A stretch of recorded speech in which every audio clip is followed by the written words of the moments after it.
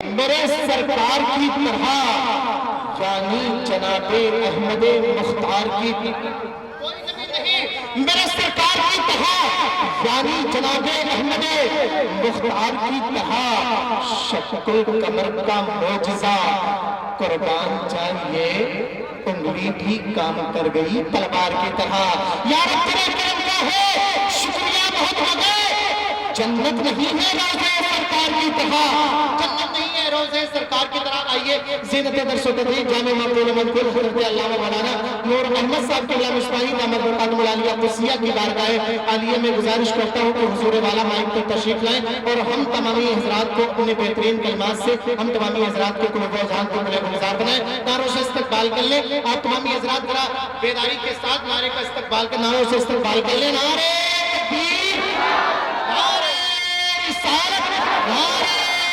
رسالت یہ سوچ کر کے نعرہ لگائیں کربلا جائیں گے بے خوف و خطر جائیں گے راہ دشوار ہو جانے کی مگر جائیں گے کربلا جائیں گے بے خوف و خطر جائیں گے راہ دشوار ہو جانے کی مگر جائیں گے اور نعرے حیدری ہر وقت لگاتے رہیے کچھ تو ایسے ہیں جو نعروں سے ہی مر جائیں گے نعرے تکبیر نعرے رسالت نعرے رسالت الحمد لله رب العالمين والصلاة والسلام على سيد الأنبياء وأشرف المرسلين وعلى آله وأصحابه أجمعين أما بعد فأعوذ بالله من الشيطان الرجيم بسم الله الرحمن الرحيم وأنكحوا الأيام منكم والصالحين من عبادكم وإمائكم إن يكونوا فقراء يغنهم الله من فضله والله واسع عليم صدق الله العظيم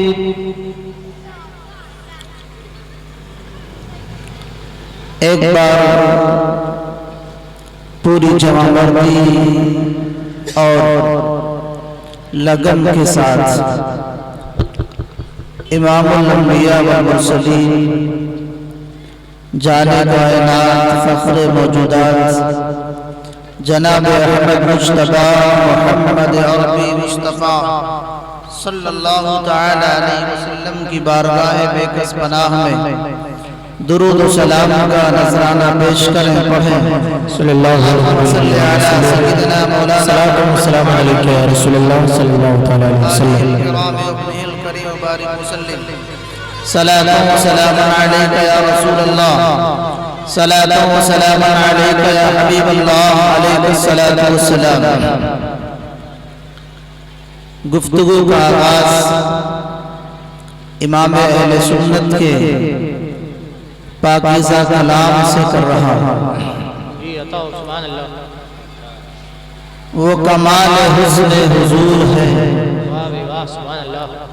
وہ کمال حسن حضور ہے کہ گمان نفس جہاں نہیں یہی دور خار سے دور ہے یہی شمع ہے کہ دھواں نہیں یہی شمع ہے کہ دھواں نہیں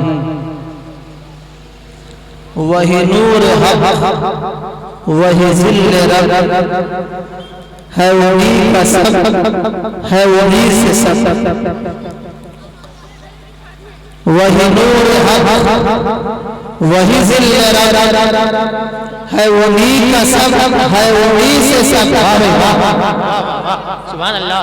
ملکوت و ملک میں کوئی شے نہیں وہ جو مجھ پر آیا نہیں۔ سبحان اللہ، سبحان اللہ، اور بخدا خدا کا یہی ہے در، سبحان اللہ، سبحان اللہ، نہیں اور کوئی مگر مگر ہے۔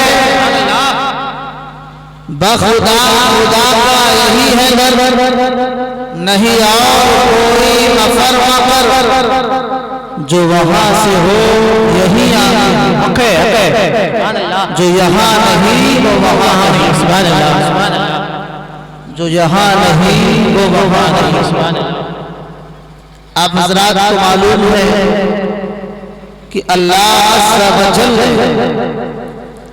اپنے خزانے کی چابیاں اپنے محبوب کو عنایت فرماتا ہے۔ سبحان اللہ،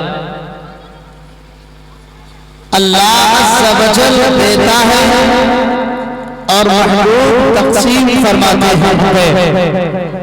تو جو در مصطفیٰ سے نہیں ملے گا وہ در خدا سے کبھی نہیں۔ جی جی، سبحان اللہ، تو باخدا خدا کا یہی ہے نہیں اور کوئی مفر مفر، جو وہاں سے ہو یہی آگے ہو، جو یہاں نہیں وہ وہاں نہیں۔ سبحان اللہ، سبحان اللہ، سبحان اللہ۔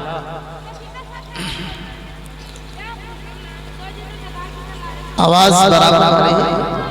جی آ رہی ہے۔ لگتا ہے اس میں ویک کو زیادہ ہے، ایک کو زیادہ لگتا ہے۔ ایکو کم کر، آواز پیچھے تک صاف آ رہی ہے نا؟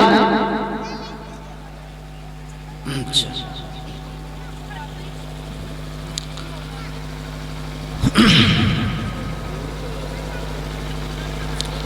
وہی لامکاں کے مکی ہوئے، سبحان اللہ، وہی لامکاں کے مکی ہوئے، سر عرش تخت نشی ہوئے، سر عرش تخت نشی ہوئے۔ وہ نبی ہے جس کے مقام ہے یہ نبی ہے جس کے مقام ہے وہ خدا ہے جس کا مقام نہیں۔ نعرے تکبیر، نعرے رسالت، نعرے رسالت، پیغام مصطفیٰ پاک فرز، مسلک اعلیٰ حضرت، کلام اعلیٰ حضرت حضور اسماعیل صاحب قبلہ، نعرے تکبیر، نعرے رسالت۔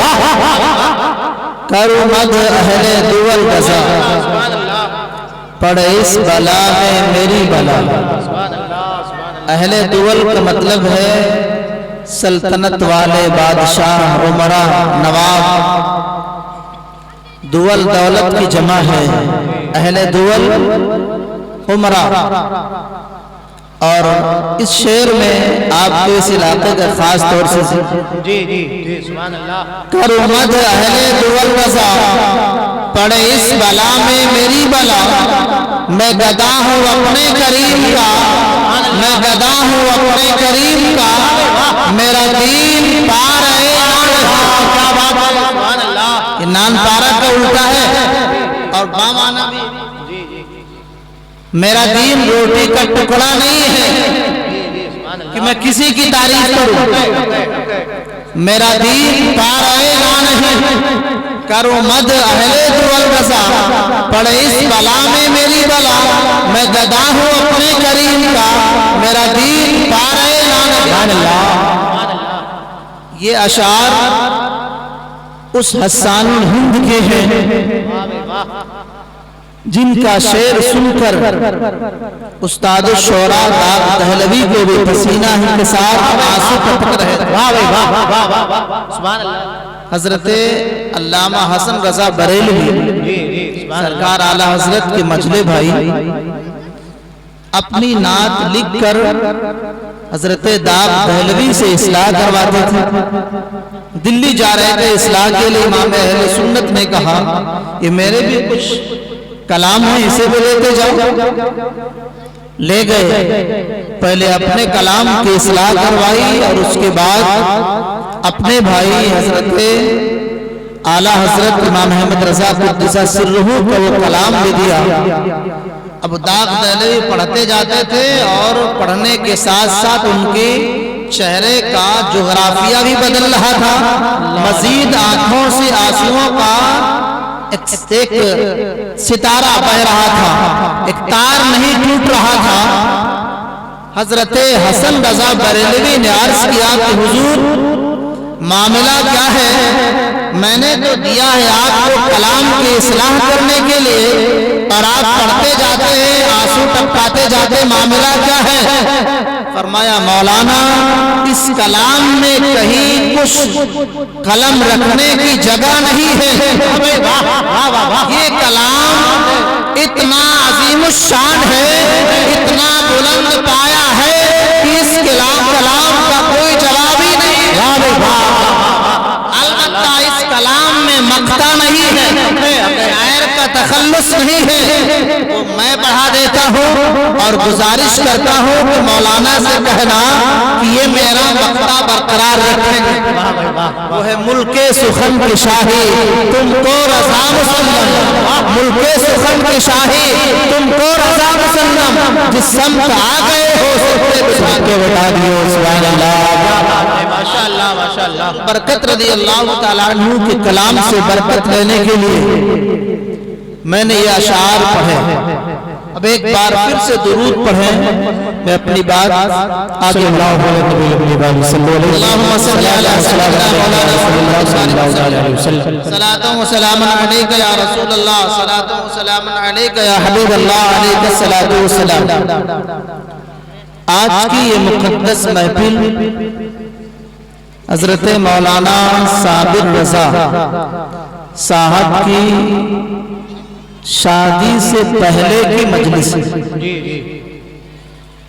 آپ حضرات اپنے طور پر تیاری بنا چکے ہوں گے کہ کل بارات جانا ہے۔ یہ پہلے کی محفل ہے اور ہم لوگوں کے دیہات میں اسے رت جگہ کہتے ہیں۔ یہ رت جگہ کی محفل جس طرح آپ دیکھ رہے ہیں، اس بگڑے معاشرے میں یہ انداز نہیں ہوتا۔ تماشا ہوتا ہے، ڈھول ہوتا ہے، ناچتے ہیں، کھاتے ہیں، گھر کی ماں بہن بیٹیاں بھی ناچنے میں آگے آگے ہوتی ہیں۔ عموماً ایک بہت زیادہ بے حیائی کا ماحول ہوتا ہے۔ رت جگہ میں وہ سارے خرافات کو لوگ جائز سمجھ بیٹھتے ہیں جو اور دن میں کرتے ہوئے کرتے ہیں، مگر آج کی یہ محفل یہ لوگوں کا اتنا بڑا سیلاب جم گھٹا، یہ اللہ اس کے رسول کے باتیں سننے کے لیے حاضر ہوا ہے۔ اس کی وجہ یہ ہے کہ مولانا صابر رضا ایک عالم دین ہے، ماں باپ نے انہیں عالم بنایا ہے، تو ان کے علم کی برکت یہ ہے کہ جہاں تماشے ہوتے تھے، جہاں ناچ گانے کی محفلیں منعقد ہوتی تھی، ایک بچہ گھر میں عالم ہو گیا تو پورا خاندان اس بات کے لیے متوجہ ہو گیا، اس بات پر گویا متحد ہو گیا کہ بیٹا عالم ہے، بیٹے نے علم سیکھا ہے، خاندان کے ایک بچے نے علم پڑھا ہے، تو اب محفل وہ ہوگی جہاں علم کی باتیں ہوگی، جاننا اس کے رسول کے تذکرے، نعرہ تکبیر، نعرہ رسالت، ایک ایک ہاتھ اٹھائے محبتوں کے ساتھ، نعرہ تکبیر، نعرہ رسالت، نعرہ رسالت، مسلک اعلیٰ حضرت علم دین مصطفیٰ حضرت اسماعیل صاحب قبلہ، نعرہ تکبیر۔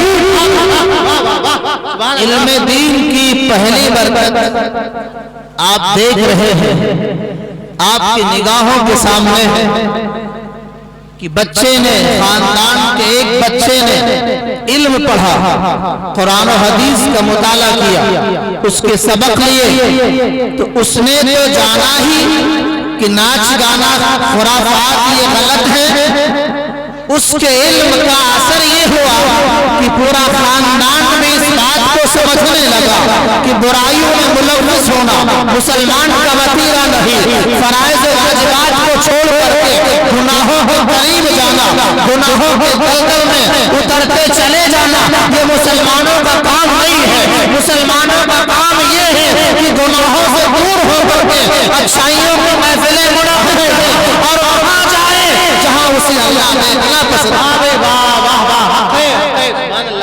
عالم دین کی یہ برکت، اور یہی برکت نہیں، تاریخ کے حوالے سے ایک بات بتاتا ہوں، علم کی اتنی برکتیں ہوتی ہیں کہ پورا خاندان ایک طالب علم کی برکت سے کھاتا تھا۔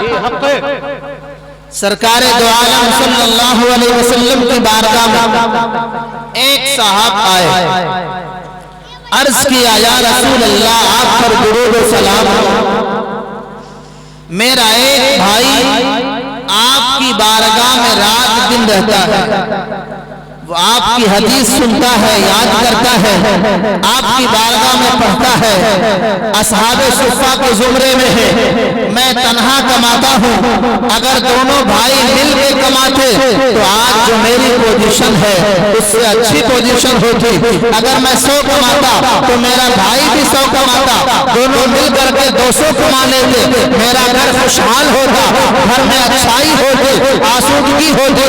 یا رسول اللہ آپ پر درود و سلام ہو، میرے بھائی کو آپ ہدایت فرما دیں کہ ہمیشہ آپ کی بارگاہ میں بیٹھا نہ رہے، بلکہ وہ کام کرے، محنت کرے، مشقت اٹھائے، مزدوری کرے، ہمارا دست و بازو بنے تاکہ ہم خوشحال ہو جائیں، ہمارے معاشرے میں ہمارا ایک نام ہو جائے، ہمارے پاس کچھ دولت ہو جائے، کچھ پراپرٹی ہو جائے۔ اس نے اپنی بات عرض کر لی، پوری بات جب کہہ لی تو سید عالم صلی اللہ تعالی علیہ وسلم نے جو فرمایا تھا اسے غور سے سنیں، اسے یاد رکھیں۔ اللہ کے رسول دانائے غیوب صلی اللہ علیہ وسلم نے ارشاد فرمایا، ایسا علم یہ کہتا ہے کہ میں اسے کہہ دوں ہدایت دے دوں، یہ بھی تمہارے ساتھ جا کر کے مزدوری کرے، تم اس خام خیالی میں مت رہو کہ تم طرح کماتے ہو تو تمہاری بدولت تم نہیں کھاتے ہو، تمہارا بھائی کھاتا نہیں، یہ بھائی جو علم حاصل کر رہا ہے یاد رکھو اس کے علم کی بدولت اللہ تمہیں بھی روزی علم حاصل کرنے کی بدولت تمہیں بھی روزی دے۔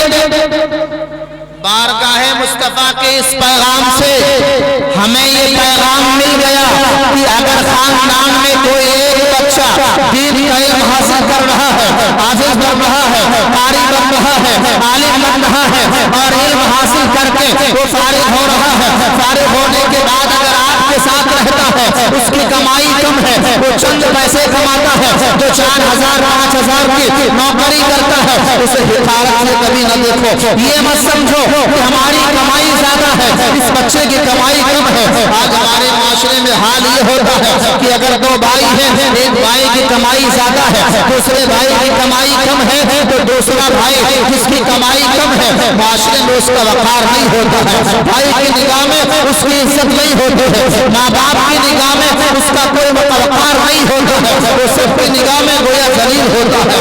یہ بات بہت غلط ہے۔ اللہ کے رسول صلی اللہ علیہ وسلم نے ہمیں یہ ذہن دے دیا ہے کہ اگر تمہارا بھائی عالم دین ہے، حافظ قرآن ہے، حامل دین و سنت ہے، اگر اس کی روزی بظاہر کم نظر آتی ہے تو اس سے پریشان نہ ہو، اسے گری نگاہوں سے مت دیکھو، اس کے وقار کو مجروح مت کرو، اس بات کو یاد رکھو کہ پورے خاندان جو روزیاں رکھتی ہے اسے طالب دین کی بدولت کہ اللہ عالموں کی برکت سے آسمان سے پانی نازل فرماتا ہے، تو جب عام عالموں کی برکت سے پانی نازل فرماتا ہے تو اگر خاندان میں کوئی عالم دین ہو گیا تو بتاؤ اس کی برکت سے بارش ہوگی کہ نہیں ہوگی؟ اور جب اس کی برکت سے بارش ہو رہی ہے تو کھیتیاں لہلہائیں گی، تو اس کی برکت سے فصلیں اگیں گی، تو اس کی برکت سے فصلوں میں اگر ترقی ہوگی تو اس عالم دین کی برکت سے میں یہ کہہ سکتا ہوں کہ مولانا صابر رضا کی جو شادی ہے، اس شادی سے پہلے یہ جو پروگرام منعقد ہوا ہے، اس پروگرام میں اس بات کا خط کھینچ لیا ہے کہ برائیوں کا سب باب ہوگا، اچھائیوں کا سویر آئے گا۔ نعرہ تکبیر، نعرہ رسالت، نعرہ رسالت، پیغام مصطفیٰ کا نعرہ، شہزادے حضور بن ملت حضرت اسماعیل صاحب قبلہ نعرہ تکبیر عالم دین کی برکت ہوتی ہے۔ اس سے میں آپ سے گزارش کہ آپ لوگ اپنے اپنے خاندان میں گھروں میں جن کو اللہ نے اولاد دی ہے وہ اپنی اولاد کو عالم دین بنائے، حافظ قرآن بنائے، قاری قرآن بنائے۔ اس کا فائدہ کیا ہوگا؟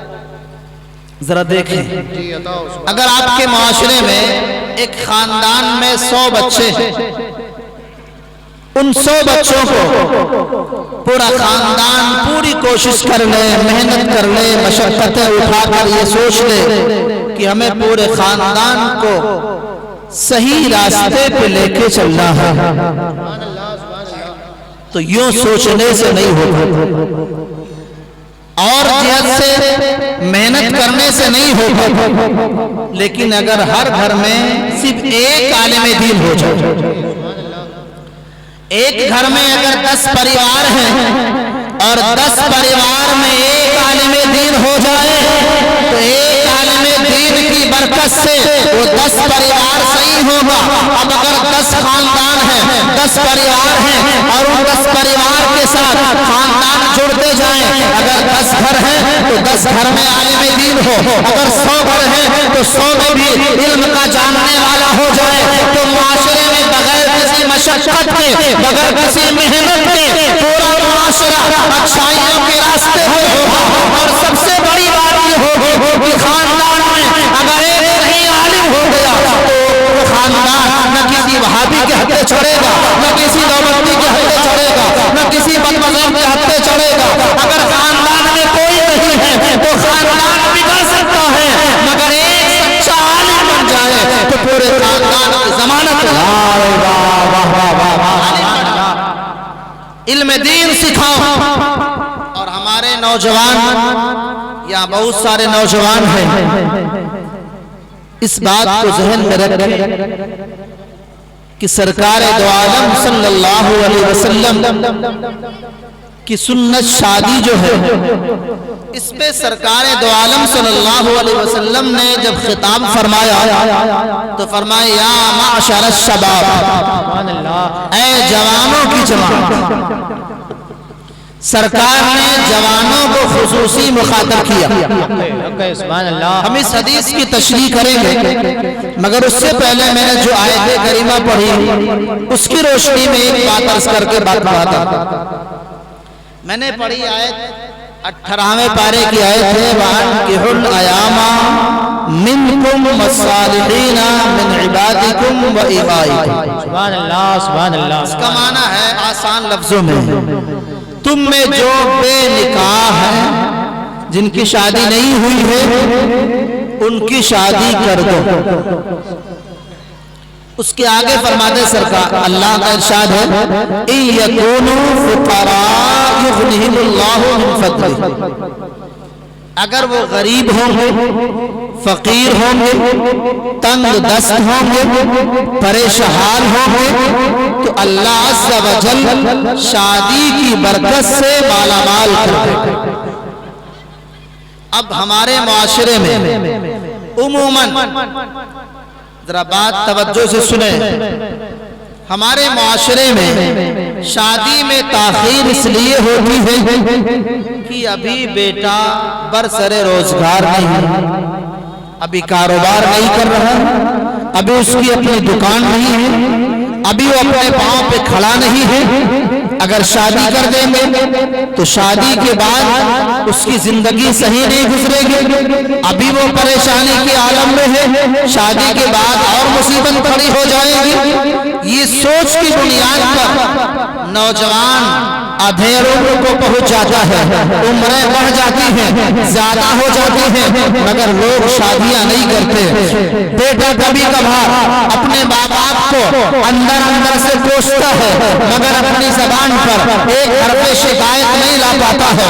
خاص طور سے ہمارے ملت کی جو بہن بیٹیاں ہیں وہ تو اور غیرت کے مارے اظہار نہیں کر پاتی ہیں، حالانکہ شادی کی ضرورت ہوتی ہے، وہ چاہتی ہے کہ شادی ہو جائے، نکاح کے بندھن میں بن جائیں، مگر غیرت و حیا کی بنیاد پر اپنے خواہش کا اظہار نہیں کر پاتی۔ جاتی ہیں اور ہمارا معاشرہ یہ سوچتا ہے کہ اگر شادی کر دیں گے تو بڑی مصیبت ہوگی، بڑی پریشانی ہوگی، پہلے سے کاروبار نہیں ہے، پہلے سے روزگار نہیں ہے، پہلے سے دولت نہیں ہے، پہلے سے پراپرٹی نہیں ہے، پہلے سے اچھا مکان نہیں ہے، آخر شادی کرنے کے بعد اور مصیبتیں کیوں ڈالیں، کیوں مول میں، یہ سوچ کر شادیاں رکی رہتی ہیں۔ مگر اللہ عز و جل کے فرمان پر قربان جاؤ، اللہ ارشاد فرماتا ہے یَكُونُوا فُقَرَاءَ يُغْنِهِمُ اللَّهُ مِن فَضْلِهِ، اس کا مطلب یہ ہے کہ وہ بے نکاح جن کے ابھی شادیاں نہیں ہوئی ہیں اور وہ سوچ کر شادیاں نہیں کرتے ہیں، وہ اپنی غریبی کا ماتم نہ کریں، اپنی فاقہ مستی کے پر افسوس کے ہاتھ نہ بنیں،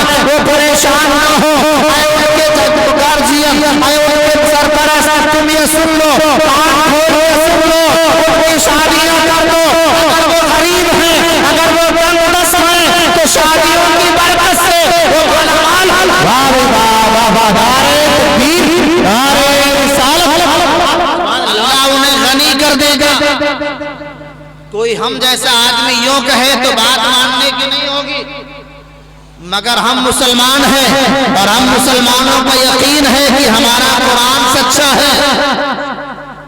زمان و آسمان، زمین و آسمان میں انقلاب آئے، یہ بدل سکتے ہیں، یہ زیر و زبر ہو سکتے ہیں، مگر ہمارے قرآن کا زیر و زبر ہوگا نہ زبر زیر ہوگا۔ ہمارا قرآن جیسا تھا ویسا ہی ہے اور ہم مومنوں کا یقین ہے ہمارا قرآن بدلتا نہیں، اس کا ہر قانون اٹل ہے۔ قرآن نے کہہ دیا ہے اگر غریب ہو گئے، فاقہ مست ہو گئے، محتاج ہو گئے تو شادی کی برکت سے اللہ اپنے فضل سے انہیں غنی کر دے گا۔ تو اللہ فرماتا ہے اللہ فضل سے غنی کر دے گا۔ یاد رکھو اللہ نے یہ نہیں فرمایا شادی کی بنیاد پر اچانک تمہارے اوپر کاروبار کا انبار لگ جائے گا، نہیں نہیں، میرا مولا فرماتا ہے شادی ہو جائے گی تو شادی کی بنیاد پر بندہ پاکیزہ ہو جائے گا، نگاہیں جو آوارہ پھرتی تھی وہ گوارہ نگاہیں محدود ہو جائیں گی، بندہ گناہوں سے بچے گا، وہ پاکیزہ ہو جائے گا۔ اب ایک ماحول پاکیزہ ہوگا تو پاکیزہ ماحول کی برکت سے اللہ اپنے فضل سے انہیں غنی فرمائے۔ سبحان اللہ، سبحان اللہ، ماشاءاللہ، سمجھنے کی کوشش کریں۔ میرے آقا مولا جانے کائنات صلی اللہ علیہ وسلم نے فرمایا اذا تزوج العبد، جب بندہ نکاح کر لیتا ہے تو وہ اپنے آدھے دین کو محفوظ کر لیتا ہے، فقد استکمل نصف دینہ، سبحان اللہ، وہ اپنے آدھے دین کو محفوظ کر لیتا ہے۔ شادی کو لوگ ایک کھیل، کھیل کا مطلب ہے کہ شادی کو ہنسی مذاق، دل جمعی، دلچسپی کا ایک سامان۔ ہمارے معاشرے میں، اسلامی معاشرے میں شادی صرف لذت کا طریقہ نہیں ہے، مزے کا معاملہ نہیں ہے۔ ہمارے مسلم معاشرے میں شادی اللہ کا حکم ہے، رسول اللہ کا طریقہ ہے، اور سب سے بڑی بات یہ ہے اولاد آدم کے کثرت ہونے کا سبب بھی ہے۔ میرے آقا فرماتے ہیں ایسی عورتوں سے نکاح کرو تو زیادہ بچے پیدا کریں۔ اس کا مطلب کیا ہے کہ توالد و تناسل کا سب سے بہترین ذریعہ نکاح۔ سبحان اللہ، سبحان اللہ۔ اور بات ہے کہ غلط معاشرے میں آج بہت سارے ممالک وہ ہیں جو نکاح سے پہلے بچہ پیدا کر دینے پہ بچے کی بھی کفالت کی ذمہ داری لیتے ہیں اور ان کے اس کی آوارہ ماں کی بھی ذمہ داری۔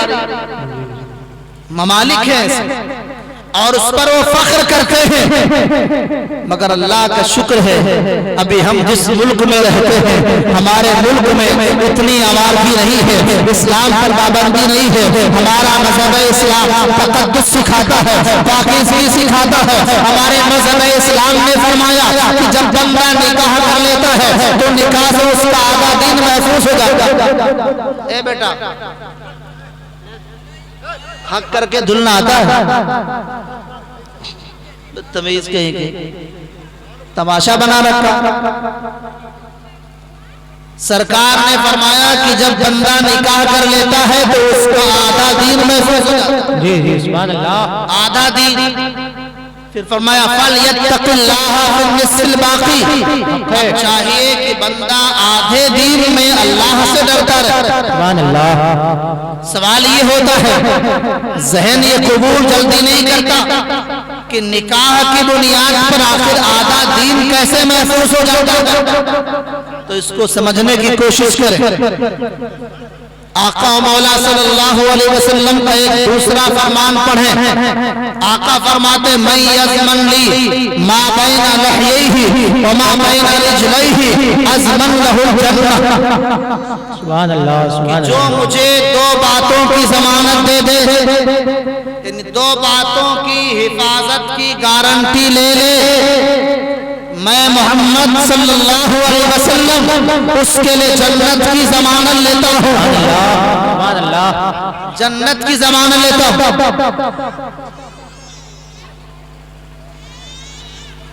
ذرا غور کریں، یہاں ایک بات بڑی پیاری، سرکار فرماتے ہیں میں جنت کی ضمانت لیتا ہوں کہ آج تک کوئی ایسا مائی جلال پیدا ہوا، کوئی ایسا بادشاہ پیدا ہوا، کوئی ایسا حاکم و نواب آیا جس میں یہ طاقت ہو، جسے یہ اتھارٹی ہو، جس میں یہ پاور ہو کہ وہ آسمان عرش اعظم کے اوپر کی جنت کی ضمانت دے سکے۔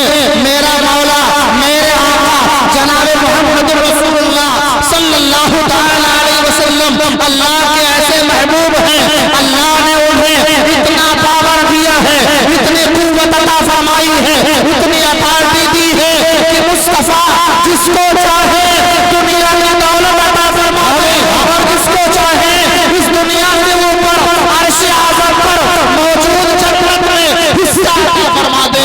میرے نبی سبحان اللہ۔ آقا مولا صلی اللہ علیہ وسلم حضرت میاں صاحب قبلہ حضور تاج الشریعہ میرے مرشد گرامی فرماتے ہیں جہاں بانی عطا کر دے، بھری جنت ہبا کر دے، جہاں بانی عطا کر دے، بھری جنت ہبا کر دے۔ نبی مختار کل ہے، جس کو جو چاہے۔ میرے آقا نے فرمایا دو باتوں کی ضمانت لے لو، میں جنت کی ضمانت لیتا ہوں۔ سبحان اللہ۔ اب وہ دو باتیں کیا ہیں؟ ہمارے نوجوان بھی خاص طور سے سنیں، دو باتیں۔ ایک وہ جو دونوں جبڑوں کے درمیان ہے یعنی زبان، اور دوسری جو دونوں ٹانگوں کے بیچ میں یعنی شرمگاہ۔ ان دو چیزوں کی جو ضمانت لے لے، میں محمد اس کے لیے جنت کی ضمانت لیتا ہوں۔ یعنی آقا فرماتے ہیں اپنی زبان کو صحیح کر لو، اپنی شرمگاہوں کو درست کر لو، میں وعدہ کرتا ہوں میں تمہیں جنت میں لے جاؤں گا۔ ان دو چیزوں پہ غور کرو، آقا نے جنت کا وعدہ دو چیزوں میں فرمایا ہے۔ ان دونوں چیزوں میں ایک چیز کی حفاظت نکاح کے ذریعے ہو جائے، ایک چیز کی حفاظت نکاح کے ذریعے ہو